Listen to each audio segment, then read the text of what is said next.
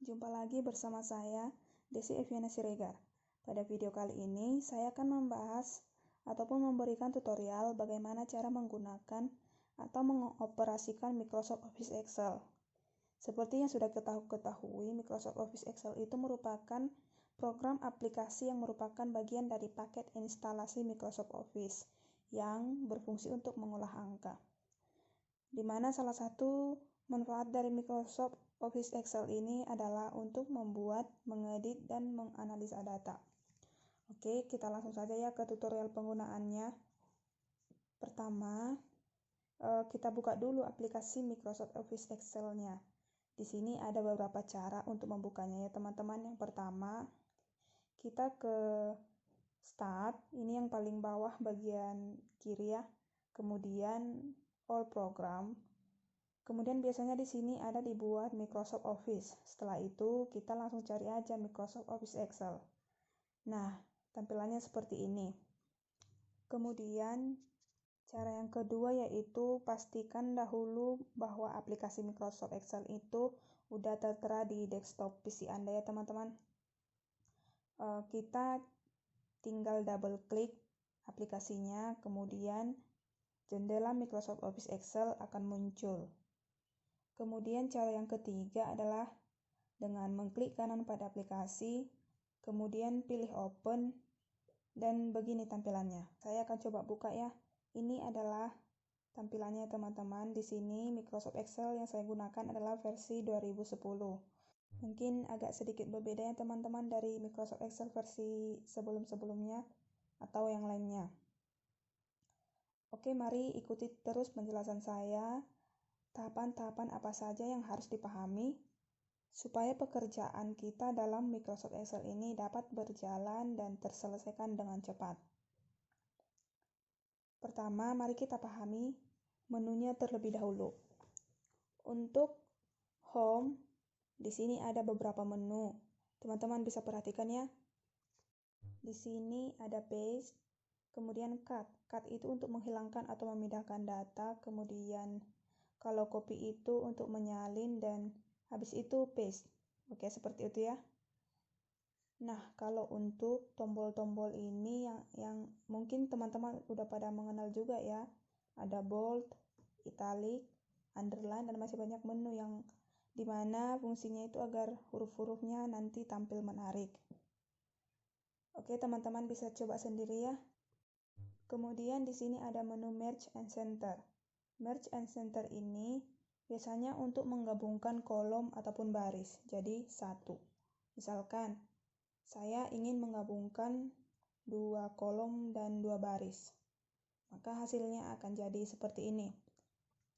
Hasilnya akan jadi satu seperti ini. Jadi, kalau misalkan kita menulis, dia cuma satu aja. Kalau tulisan ini misalkan mau ditengahkan, kita tinggal klik rata tengah ini. Nah, dia akan otomatis berpindah di tengah.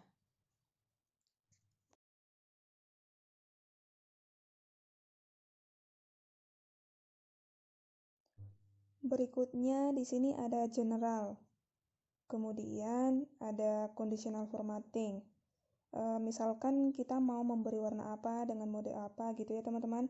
Jadi fungsi dari conditional formatting ini adalah untuk memberikan warna. Lalu di sini ada banyak pilihannya ya. Lalu selanjutnya kita ke menu insert. Nah, insert di sini juga memiliki banyak fitur atau menu ya teman-teman. Salah satunya yang dasarnya yaitu penggunaan grafik-grafik ini ya. Lalu ada word art yang fungsinya untuk membuat tulisan besar, biasanya untuk judul ya.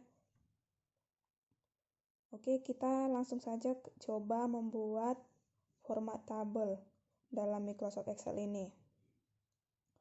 Nah, untuk membuat tabel itu kita bebas memulai dari mana, tidak harus memulai dari sel A1 ini. Boleh kita mulai dari B, dari C, atau boleh dari baris ketiga ini. Jadi bebas ya teman-teman. Untuk contoh soalnya kali ini, saya akan coba buat mulai dari sel A1. Di sini, di sel A1 ini. Saya kasih contoh judulnya yaitu Kehadiran Mahasiswa Prodi Sastra Inggris Tambuk 2020.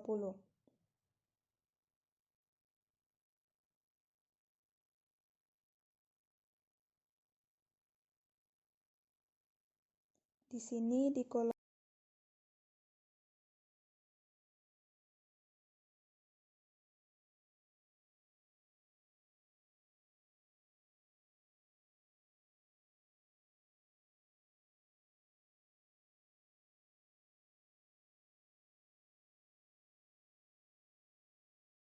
yang bagian ini saya buat nomor. Kemudian di sebelahnya di B1 ini saya kasih NIM. Selanjutnya nama mahasiswa.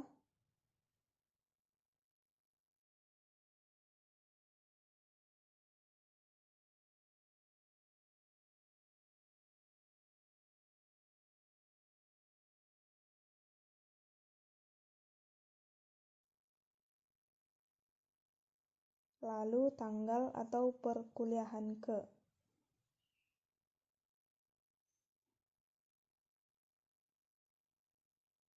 Lalu saya buat tanggal atau perkuliahan ke. Kemudian di bawah tanggal atau perkuliahan ini saya buat angka 1, 2, 3, 4, dan 5. Kemudian di baris yang ada angka 1 hingga 5 ini merupakan pertemuan perkuliahannya ya teman-teman. Berikutnya saya kasih data tanggal perkuliahannya, yakni di perkuliahan pertemuan 1 ini tanggal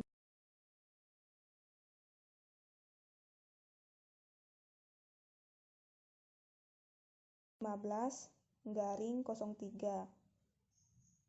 Lalu perkuliahan keduanya 22/03.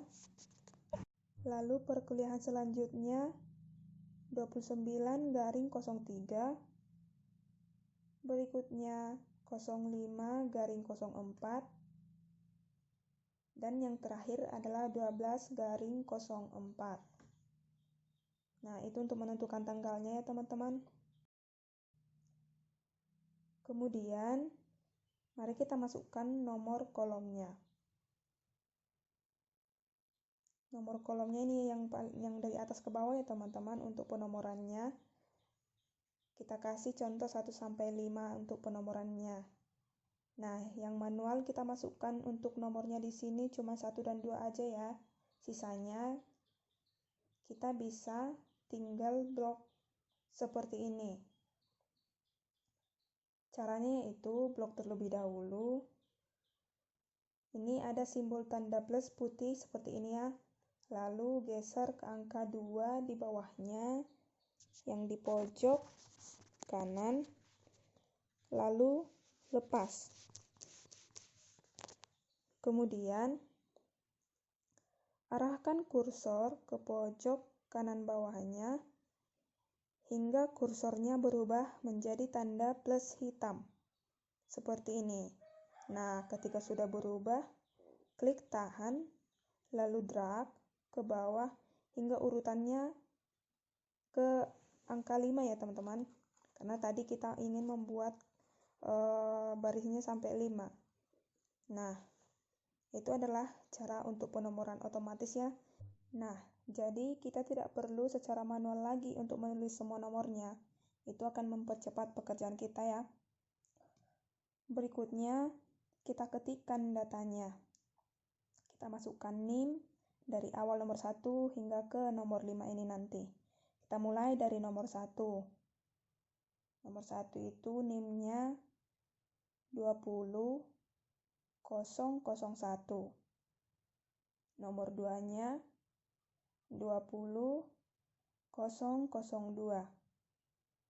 Kemudian selanjutnya untuk nomor 3 20.003. Nomor 4 20.004 dan yang terakhir 20.005.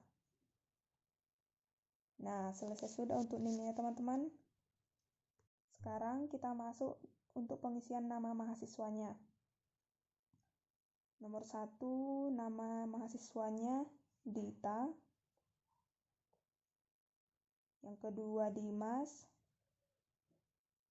yang ketiga Denis, yang keempat Aris, dan yang kelima Tuti. Oke, setelah data-datanya sudah rangkum, kita input. Berikutnya kita bisa memberikan garis pada area tabel ini. Caranya yaitu dengan cara blok seluruh area yang sudah kita input datanya tadi, artinya seluruh tabel yang kita perlukan ya teman-teman. Kemudian masuk ke border ini. Nah, ini ada simbol border ya. Kita klik. Lalu arahkan ke all borders. Klik satu kali. Dan area yang sudah kita blok tadi akan diberikan garis hitam secara otomatis.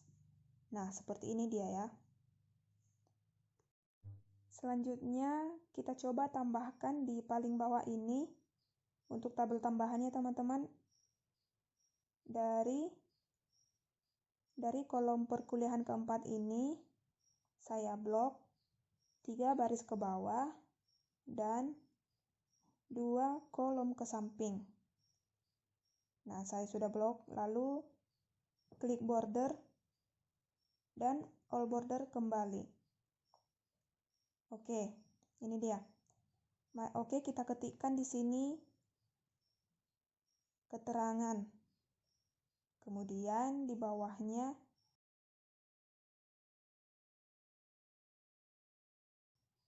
hadir dan selanjutnya tidak hadir.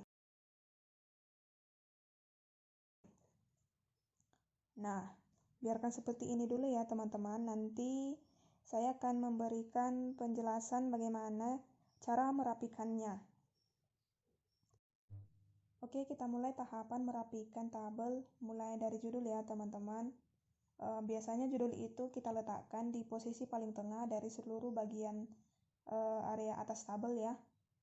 Caranya, pertama blok dulu dari ujung tabel kiri hingga ujung tabel kanan. Nah, tabel ujung ini dari ujung kiri hingga ujung kanan inilah yang menjadi patokan dalam memblok judul kita ya.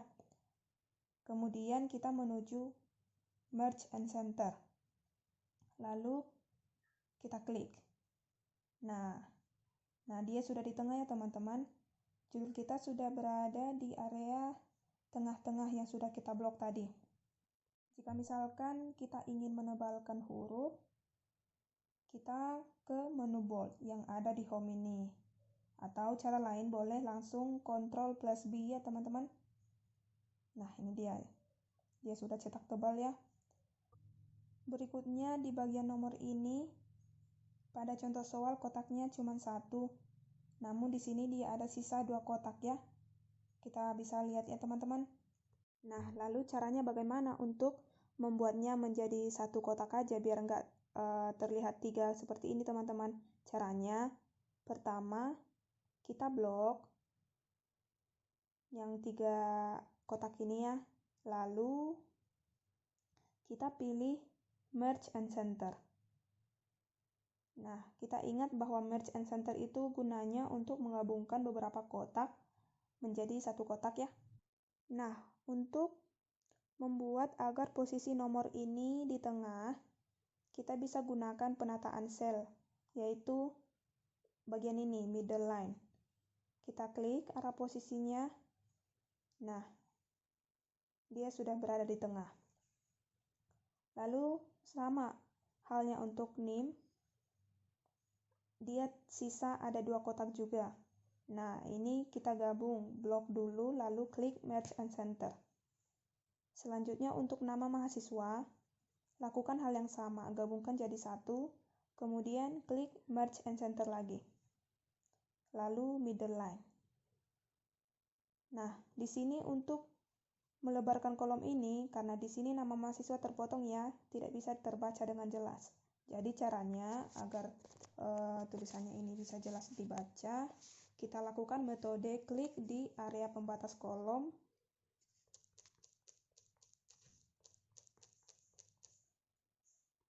antara kolom C dan D ini. Kemudian perhatikan kursornya. Nah, dia sudah berubah menjadi warna hitam tanda panah dua arah, yakni ke kanan dan ke kiri.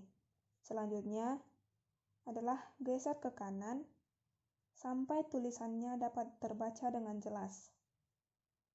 Nah, sudah ya. Kemudian bagian atas semua ini kita kasih coba cetak tebal atau bold. Kita blok dulu semua, pilih bold di home ini, atau seperti yang sudah saya sebutkan, bisa menggunakan metode Ctrl+B.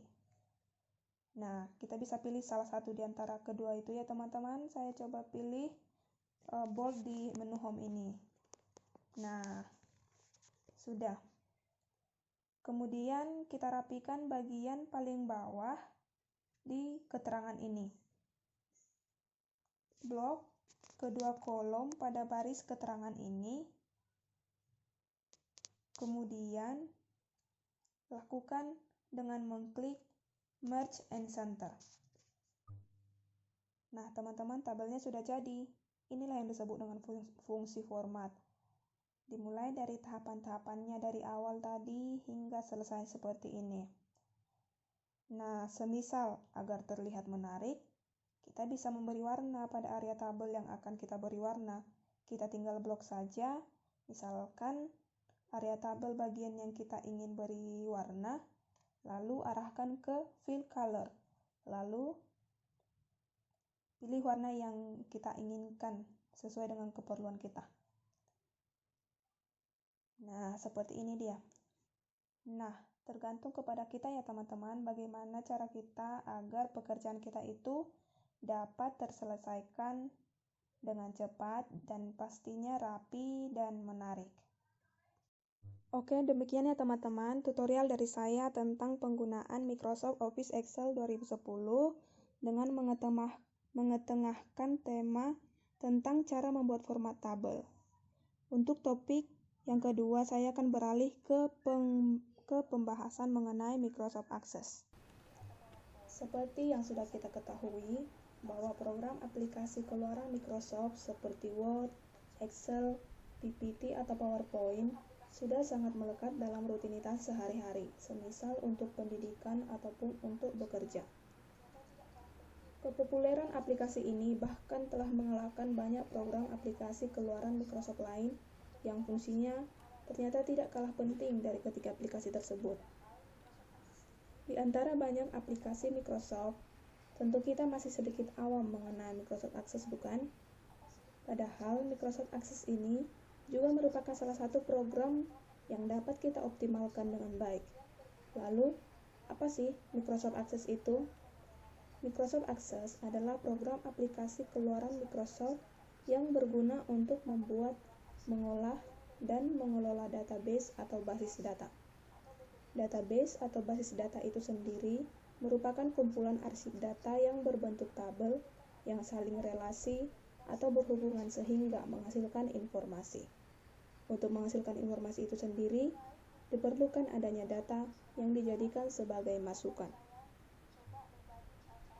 Baik, untuk penggunaan Microsoft Access dengan benar, di sini akan saya coba berbagi cara-caranya ya teman-teman. Di sini saya menggunakan Microsoft Access 2010. Mungkin tampilan interface-nya sedikit berbeda dengan versi lain, namun pada dasarnya itu tetaplah sama. Baik, kita masuk tahap pertama untuk membuat basis data baru. Setelah Microsoft Access yang ada di PC kita terbuka, pilih New pada Microsoft Access. Kemudian, beri nama pada file yang dibuat.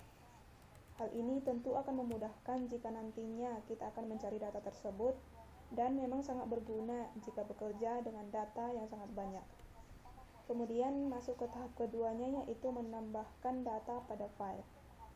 Jika sebelumnya kita membuat basis data kosong, maka kita harus memikirkan cara untuk mengatur data tersebut. Dan dalam pengolahan datanya pun, nanti kita harus tambahkan item table, form, laporan, serta query.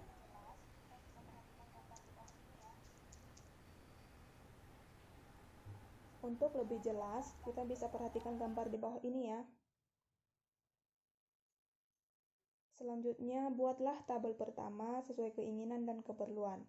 Atau kita juga bisa melakukan impor data dari sumber lain.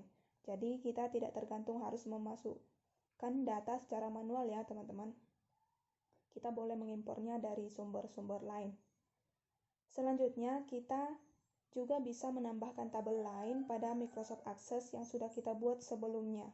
Kemudian tentu jangan lupa untuk mengatur tabel yang sudah kita buat ya, agar hasilnya nanti terlihat rapi. Lalu, lakukan pengaturan database yang sudah dibuat dengan memilih fitur Relationship. Kemudian, buat query pada data Microsoft Access. Lanjut, buat query design yang sudah dibuat sebelumnya. Pilih tabel yang sudah kita buat, lalu berikan field yang hendak kita tarik datanya, dan berikan kriteria pada field tersebut. Selanjutnya, langkah terakhir klik menu Run ataupun Finish. Nah, demikian ya teman-teman. Kira-kira itu yang bisa saya sampaikan dalam penjelasan tentang bagaimana cara-cara menggunakan Microsoft Access ini. Kurang lebih jika ada kata-kata dalam penyampaian saya yang kurang berkenan, mohon dimaklumi. Semoga video ini bermanfaat untuk kita semua. Terima kasih.